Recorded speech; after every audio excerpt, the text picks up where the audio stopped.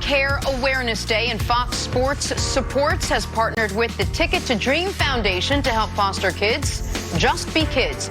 This means creating opportunities for children that allow them to discover their strengths and passion through sports, while also strengthening their future through education. To learn more about how you can help a foster child in your community, visit tickettodream.org.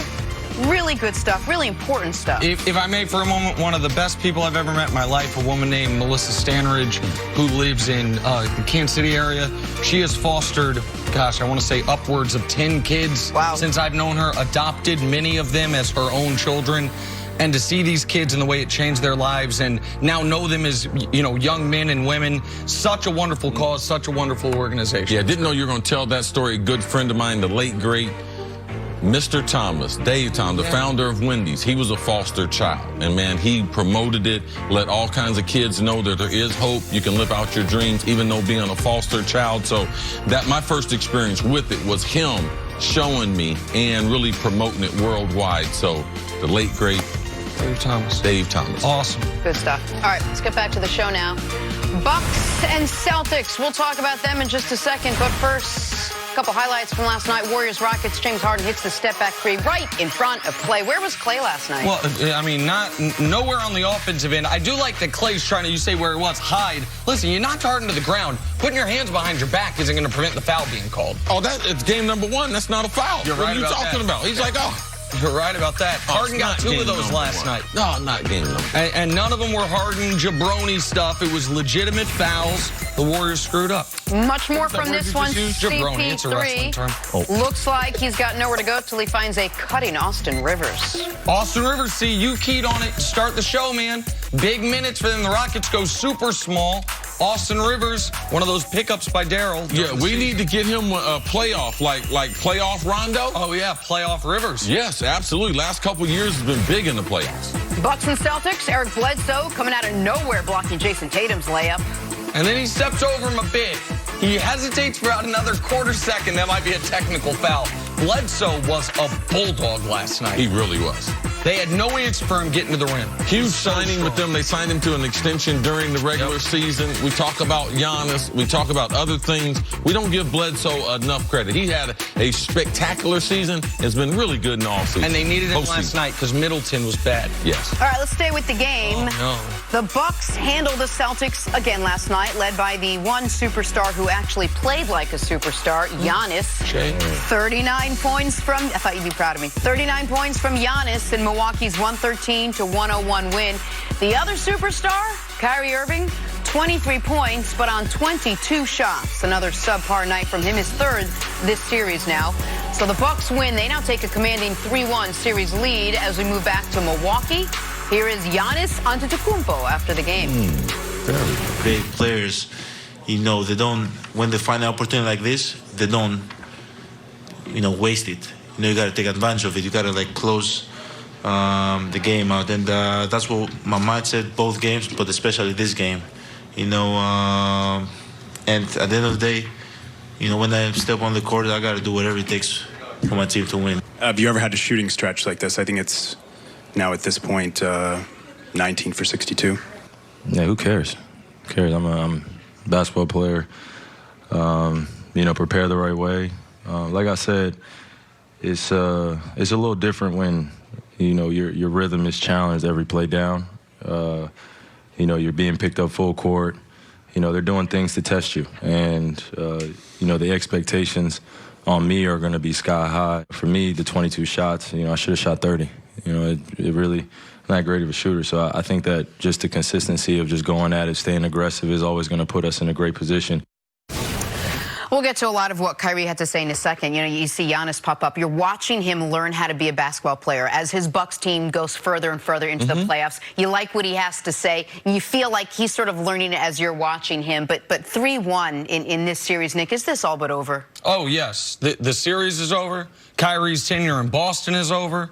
That was Kyrie's last home game as a Boston Celtic. I'd be shocked otherwise. The only way it's not is if they go to Milwaukee and steal Game 5. But then it's just over in 6. This entire 2-year experiment with Kyrie Irving is holding on to our bullets till we can fire our gun with all these trade assets to get a superstar. It's ending in disaster. And while I empathize with Kyrie Irving, he has made this worse on himself by all through the regular season. When Marcus Morris was trying to wave red flags to everyone, this is a team in crisis, Kyrie said repeatedly, wait till the playoffs. These kids don't know it, but I got us in the playoffs. I've got it handled. I know what this is about. This is when it's fun. This is what you brought me here for. So when you then have the worst 3-game stretch arguably in your career, as 3 games where you go from up 1-0 to down 3-1 and done, there was going to be scrutiny on you anyway. But when you've been saying all year, judge me on the postseason, and in the postseason, you have had 2 games where you shot above 50%. You have had 2 games where you played well, game 2 against Indiana, game 1 against Milwaukee, and you are ending your run with the Celtics on right now a 19 of 62 stretch. Yikes. And 4 of 20 from 3. And your answer is, I should have shot more? Well, there's going to be even extra scrutiny, particularly because how did Kyrie get to Boston? He demanded out of Cleveland because this is what he wanted. Yep. And as the parable goes, be careful what you wish for. It's, at this moment, appears to have been a little too much for Kyrie. This was what the issue was all regular season long, that it was this fractured team that couldn't all get on the same page. And the fact that he said, I'm not shooting well, I should have shot more, what is the rest of the team? How are they supposed to react to that? Well, how about trying to get us involved a little bit? And the Bucks, CC, seemed to just take full advantage. They had a game plan, they went out and executed, led by Giannis. Well, there's 2 conversations. One is, this is the Celtics team that we saw during the regular season. We shouldn't have expected for them. They don't have no championship pedigree.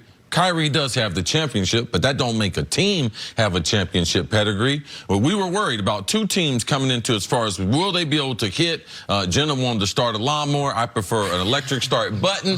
But will they be able to do it? And that was the Celtics and the Warriors. We have far more confidence in the Warriors, and we've seen that. They're champs. They're champs, and they could turn it on from a defensive standpoint, and that could alter game. What were the Celtics going to be going to? Because we knew that offensively, they're always going to be challenged. Kyrie Irving would be able to be the answer to all those questions. He hadn't been great, and he hadn't made the other players great, hadn't made Tatum great, hadn't made Jaylen Brown great. So this has been a lost opportunity. And Danny Ainge, I know he had some health problems and everything. Hey, man, don't hold on to all them picks, man. Life is precious, bro.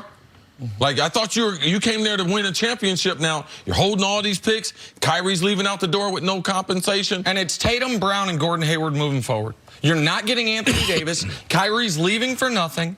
And this long-term rebuild where you fleeced the Nets, depending on how free agency ends up, the Nets might be in better position going into next season than the Celtics are. But this wasn't just about Kyrie last night. This was a game that Boston, the most important game of their season, and they had plenty of chances. They were up 11 in the first half. It's a tie game in the third quarter when Giannis and Middleton have 4 fouls and have to go to the bench. And with the 2 best players on the Bucks on the bench, you get outscored 17-7.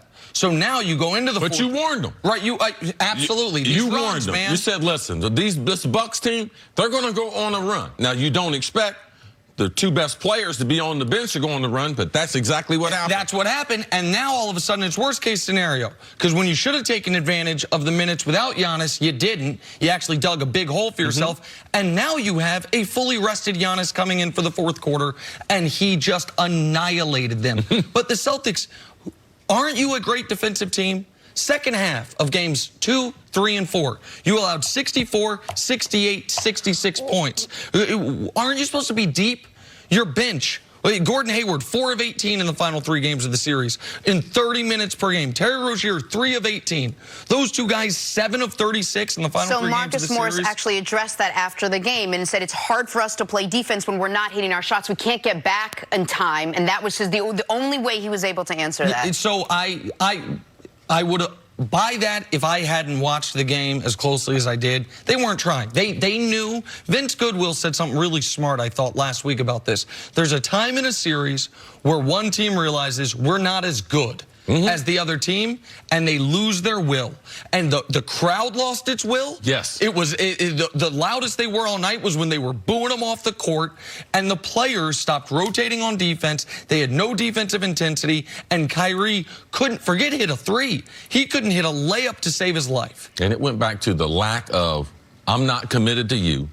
He's not committed to him. And that's what we went through during the regular season. And this is just a snapshot of exactly what we saw for the 82 games. And typically, that's what plays out in the playoffs. What kind of team you were during the regular season. And then you saw at the end of the game, there was that shot of Kyrie walking to the locker room, head down, before everyone else sort of walked behind him, and you kind of just knew that they lost all of it. All year long, they were an inconsistent, moody, poor shooting team.